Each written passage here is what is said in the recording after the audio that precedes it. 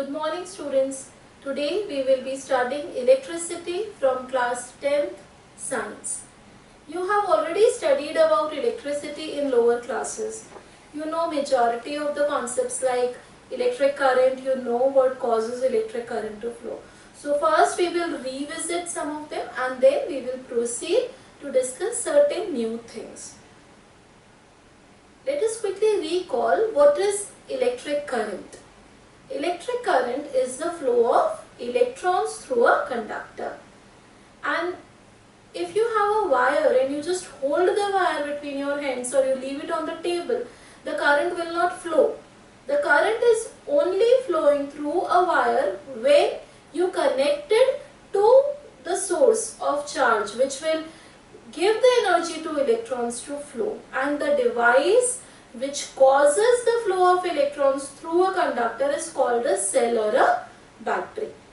And whenever charges flow, they will flow from negative terminal to the positive terminal, and electric current is considered to be going from positive to negative. If you will look here, you will understand that we say that electrons move from negative to positive. But when the electric current was first discovered and when people studied about electric current, at that time electron flow was not known. Therefore, the direction of conventional current, conventional electric current is taken from positive terminal to the negative terminal of the battery. Now, if we consider electric current, then we need to discuss about expression for electric current. So, through a wire, current is flowing by means of charge Q. Therefore, electric current is defined as the rate of flow of charges through a conductor, or the quantity of charges flowing through a conductor per unit time. This will give us the formula for current as I equal to Q upon T, where Q stands for the quantity of charge, I capital I stands for current, and T stands for time. Now with this, the SI unit of electric charge is coulomb, and if electric charge is coulomb, so I will be 1 coulomb upon 1 second, and one standard unit of current will be named as ampere. So you can see here unit of current is ampere. And how do we define 1 ampere then? 1 ampere is the current flowing through a conductor if 1 coulomb of charge flows through it in 1 second. Now once we are allowing the current to flow through a conductor, we are measuring it, then we need an instrument to measure it. So the instrument which is used to measure electric current is called ammeter. And it is always connected in series in a circuit. And it is connected in series because then only it will measure all the current which is flowing through a circuit. Now we are repeatedly mentioning the term circuit. So let us quickly revisit and recall what is an electric circuit. So when we consider an electric circuit is a path in which electrons from a voltage or current source flow, and the point where those electrons enter in an electric circuit is called source of electrons, that is a cell or a battery. So in short, we can define electric circuit as a continuous and closed path of current flow. So you can see here there is a switch, there is a resistor being connected to a battery, current is flowing in from positive to negative, and electrons are flowing from negative to positive. And please understand, if the wire is broken anywhere or you have left the switch open, then the current will not flow. The current will only flow when you have provided a closed and continuous path for current to flow. Now once we discuss about electric current flowing through a circuit, and we know that cell or a battery is the source of electric current which is making the electrons flow, then we need to discuss about electric potential and electric potential difference, which is being provided or which is being created at the ends of a wire or the ends of a circuit by means of a cell or a battery. So, electric potential is the capability of a charge to move a unit charge from one point to other. And when we consider electric potential difference, it is the work done to bring a unit positive charge from one point to another. So if I write its formula, potential difference is denoted by a symbol capital V, and it is given by work done capital W divided by charge capital Q. And the SI unit of potential difference is voltage. It is measured by an instrument, voltmeter. Let's discuss it once again. Look here now. You have a charge being brought from a point at infinity to a point A. You can see here then the work done in moving this charge from infinity to that point is called electric potential. And if you have two such points A and B, and the difference between the potentials of these 2 points is called potential difference. Now, why is it so important? Why are we discussing potential difference? Electric current will flow through a conductor only if there is a difference in electric potential between the two ends of a conductor. If you have a wire and you have not connected it to a cell or a battery, it means at both ends of the wire the potential is same. And if the electric potential is same, the charge will not flow. There will be no flow of electric current through it. So you are able to make electric current flow only if you create potential difference. And what creates the potential difference? That is being given by a cell or a battery. And what happens in a cell or battery? The chemical reaction in the cell produces potential difference between the two terminals and sets the electrons in motion. It is actually the chemical energy getting converted to electrical energy. So the chemical reaction will make the electrons in motion and will produce electric current.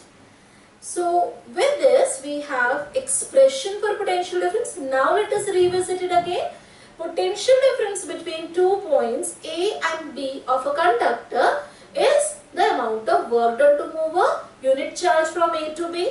So potential difference will be work done upon charge. Capital V is equal to capital W upon Q. And the SI unit is named in honor of a scientist, and it is named as volt. Now how will you define 1 volt? 1 volt is the potential difference when 1 joule of work is done to move a charge of 1 coulomb from one point to other. So 1 volt is 1 joule upon 1 coulomb, and it is measured by an instrument called voltmeter. Now when we are measuring potential difference, we are actually measuring it between 2 points. And if we are measuring it between 2 points, we will connect the measuring instrument between those 2 points.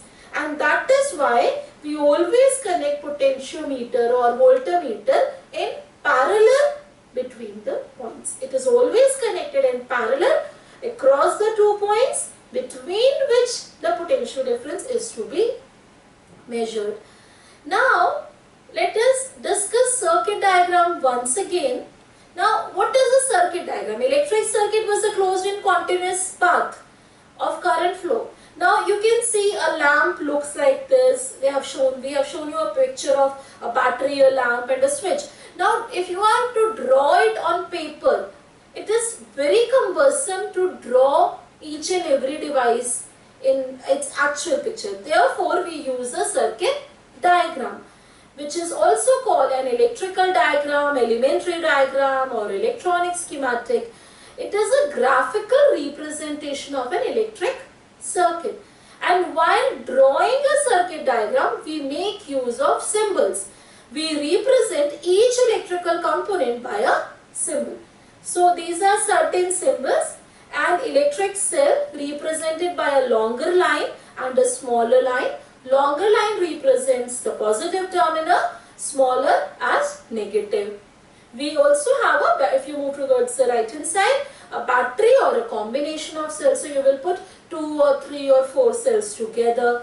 A plug-in key where you actually put in the key and you take it out, or you can even use a tapping key. You tap like your belt switch, a tap key, and there are different symbols for open key and closed key. Open key means the circuit is broken, current is not flowing. Closed key means that the circuit is closed and the current is flowing. Then we have a symbol for electric bulb, a resistance, a variable resistor or a rheostat in which we can change the obstruction to be offered for the current flow. It has two different symbols. Then we have a symbol for ammeter, which is a circle with the capital A inside and positive and negative terminals mentioned. Similarly, we have a voltmeter symbol, a wire joint. When two wires are joined together, we show a solid dot. And if they are just crossing over one another, we don't put a dot there. So these are certain symbols. Now, we will be discussing how we use these symbols in different electric circuits. And let us first discuss the relationship between the two measurable parameters about electricity. We have studied about electric current and we have studied about potential difference, which is making the current flow. So next thing which we have to discuss is the variation of electric current by changing the potential difference. If we will increase the potential difference, how will the current change? Or if we decrease the potential difference, how will the current change? And this whole relationship was studied and was given in a law which is known as Ohm's law. So when we consider Ohm's law, this law says that the current flowing through a conductor is directly proportional to the potential difference between its ends, provided all the physical conditions remain the same. This implies if you increase the applied potential difference, the current will increase. If you decrease the applied potential difference, the current will decrease. Now, let us discuss how we can verify it. Now, for verifying it, we have this circuit. We have a source of electric current. We have connected it through a switch to a conductor, and then we have put a rheostat for varying the resistance of the conductor, and for measuring voltage we have connected a voltmeter, and for measuring current we have connected ammeter. Now you can see the actual picture of the components and you can also see the schematic diagram. Now what we will do here? We will set up the circuit as shown in the circuit diagram. Then what we will do, we will first use one cell and note the current in the ammeter. Then potential difference across the voltmeter using the voltmeter across the nichrome wire. Then what we will do, we will repeat the same experiment with 2 cells, 3 cells and 4 cells and note down the reading in the ammeter and voltmeter. And once we have noted the reading of voltmeter and ammeter, we will plot a graph between the current and potential difference. Now this graph is found to be a straight line, and whenever we have two quantities and we plot a graph between them and we find that the graph is a straight line which is upward going, this shows that the current through the conductor is directly proportional to the potential difference across its ends. So now V is directly proportional to I, or V is equal to IR. Now R, capital R, is the proportionality constant, which is also known as the resistance of the conductor. So if you plot the graph, you can see here that V versus I graph will be a straight line. Now let us discuss what is this proportionality constant, which is known as resistance. So resistance is defined as the hindrance or obstruction to the flow of current. It is given by the ratio of V and I. V upon I is R. Its SI unit is volt per ampere or ohm. To honor the scientist, we have named the unit of resistance as ohm. And reciprocal of resistance is called conductance. Now if you look here, R is equal to V upon I. So if there will be higher resistance, the current will be low. And if you have a low resistance, the current will be more. So resistance and current have inverse relationship. By increasing resistance, you can decrease the current. Next is, so resistance is the property of a conductor to resist the flow of current through it. According to Ohm's law, R is equal to V upon I. SI unit, ohm. Now how will you define 1 ohm? If the potential difference across the two ends of a wire is 1 volt, the current flowing through it is 1 ampere. So if the voltage is 1 volt and the current is 1 ampere, then we say that that conductor is offering a resistance of 1 ohm. I is equal to V upon R, and current is inversely proportional to resistance.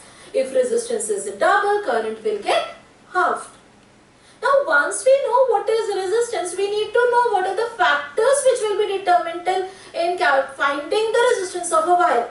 Because ultimately we are going to lay down electric circuits, and when we lay down electric circuits, we need to control the current flowing through it, because every appliance has a different current requirement. So let us discuss factors affecting resistance of a conductor. Now it is said that the resistance of a conductor depends on length, area of cross section, material of the conductor, and it is directly proportional to length. It means if you increase the length of the conductor, the resistance will increase. And it is inversely proportional to the area of cross section. So R is proportional to L upon A. And if you remove the proportionality constant, R is equal to rho L by A, where rho is called proportionality constant, which is also called resistivity of the conductor. Now SI unit of resistivity will be ohm meter. Now conductors like metals and alloys have low resistivity, and insulators like rubber, glass have high resistivity. So what we were discussing, we are saying that R is proportional to length, it is inversely proportional to area. Combining this, we have got the resistivity. So resistivity or resistance depend on the type of material also. Wires having same length and thickness but made of different material will have different resistances. If you have a copper wire and an aluminium wire or a silver wire, they all will have different resistivities, even if they have same length and same area of cross section. This is because they have different resistivity. So materials, silver, iron, polythene, they have given you the resistivities. Silver having low resistivity will become a good conductor, iron a conductor, polythene is a very good insulator. It will not allow current to pass through it. Once we have controlled the current flowing through a conductor by varying its resistance, then we need to know how should we connect the conductors if we want to increase the resistance, or how should we connect them to decrease the resistance. And that comes in terms of combination of resistors or combination of conductors. So therefore, the first kind of combination is resistances in series. Say we have taken 3 conductors with resistance R1, R2 and R3. So like you are standing in a queue, that is one after another, that is called serial order arrangement. Similarly, we have taken 3 wires, 3 conductors, we have connected them one after another. So it is resistances in series, R1, R2, R3. Now what will happen, we complete the circuit, we connect it to a source of electric current, a battery, a switch, a measuring instrument for measuring current, ammeter and the voltmeter, and we allow the current to flow. Now when we allow current to flow, the current in all the resistors is same, because the current will have only one path for its flow. Now since it is having only one path to flow, it will pass through R1, then R2, then R3. The current will be same across R1, R2, R3. The current cannot change. So that is why we say series current constant. In a series circuit, the current will always remain same. But what will happen? The potential will get divided, and therefore the potential which we are supplying from the battery or cell, capital V, will be divided to V1 plus V2 plus V3. Now we know Ohm's law. We know that the capital V is equal to I R. Similarly, V1 will be I R1, V2 will be I R2, V3 will be I R3. I is on both the sides, you can cancel, and then you will get the equivalent resistance is the sum of the resistance of each resistor. Therefore, the total resistance R is equal to R1 plus R2 plus R3. So, if you look at these circuits, we have series combination. Capital V is V1 plus V2 plus V3. Now, there is another kind of combination which is called parallel combination.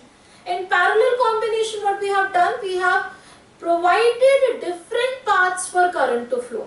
We have put the resistors R1, R2 and R3 one above another. Now what will happen? The potential difference is same because both the ends of each resistor is in direct contact with the cell or a battery. Since they are in direct contact, the potential across R1, R2, R3 will remain same. But the current has options. Current can go through R1 also, R2 also, R3 also. And since current can go through either of these three, the current will get divided. Therefore, the net current, capital I, will be equal to I1 plus I2 plus I3. Again, using Ohm's law, you can substitute for I, V upon R, and substituting that we get 1 upon Rp.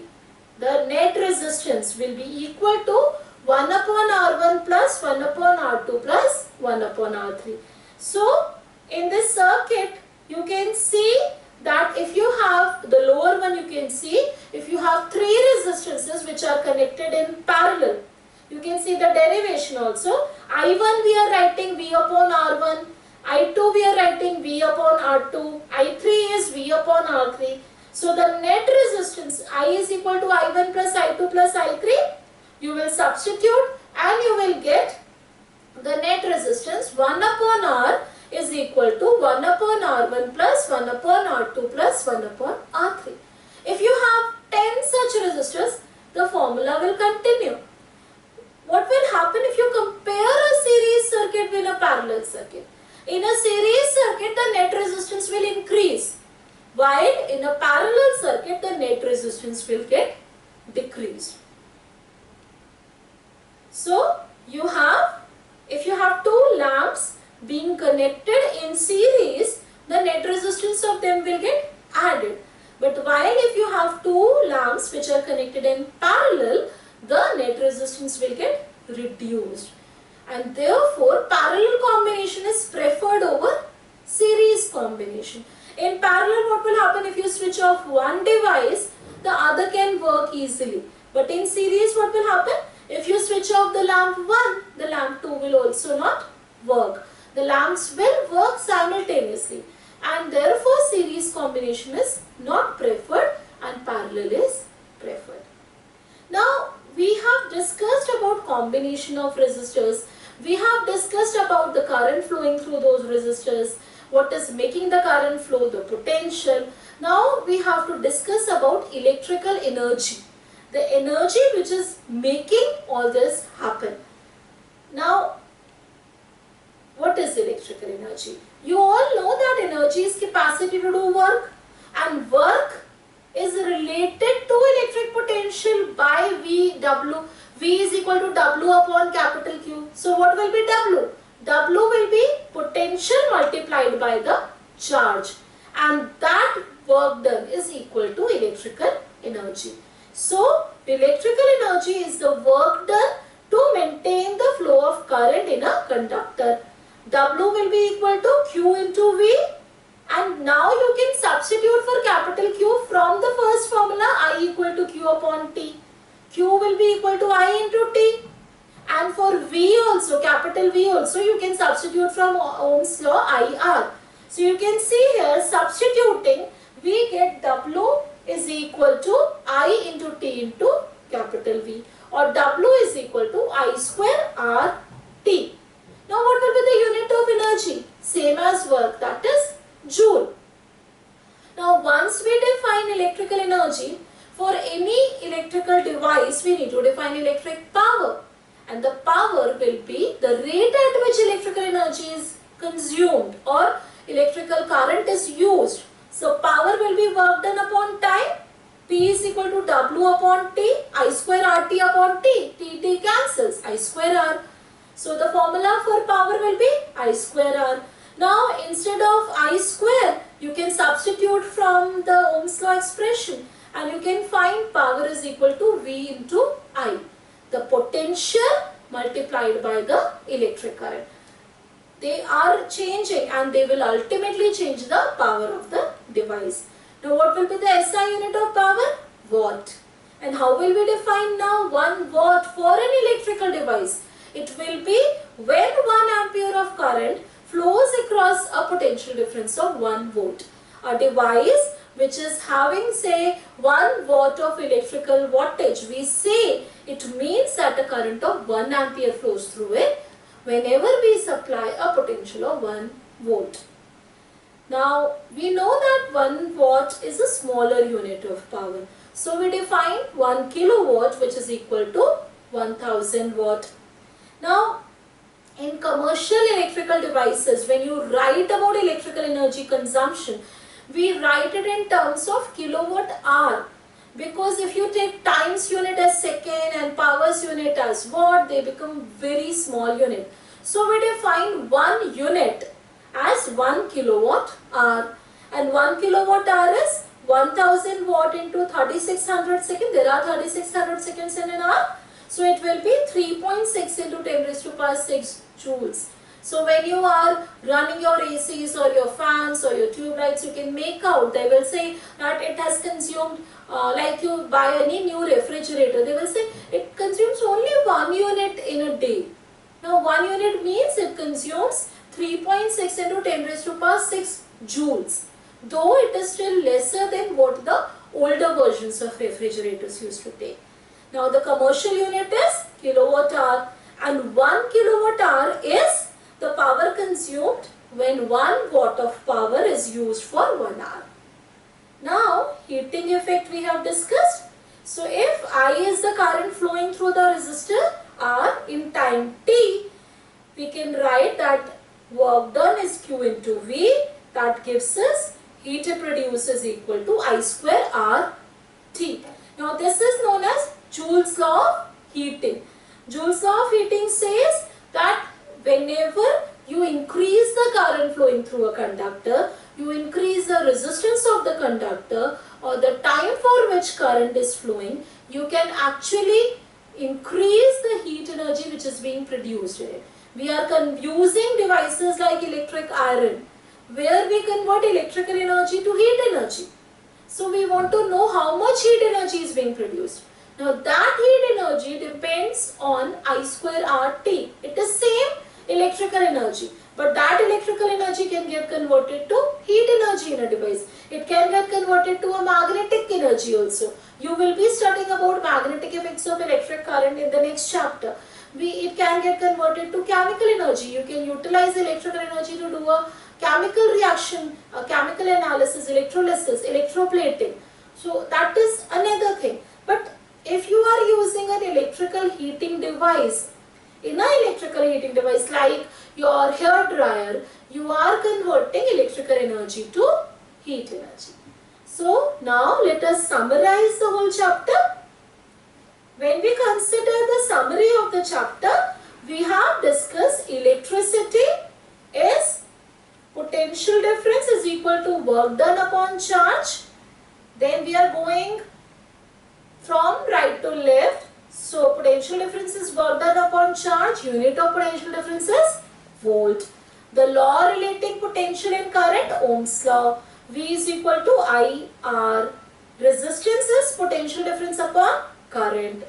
And what are the factors on which resistance depends? That is being given in terms of resistivity. And unit of resistivity is ohm meter. When you combine the resistors, they can be in series and parallel. Then when we consider Joule's law of heating, the heat generated is the electrical energy, which is given by the formula I square RT or VIT, and it is measured in joules. And electrical energy leads us to electric power. So electric power is given by the formula VI, and unit of power is watt. So happy learning. Thank you.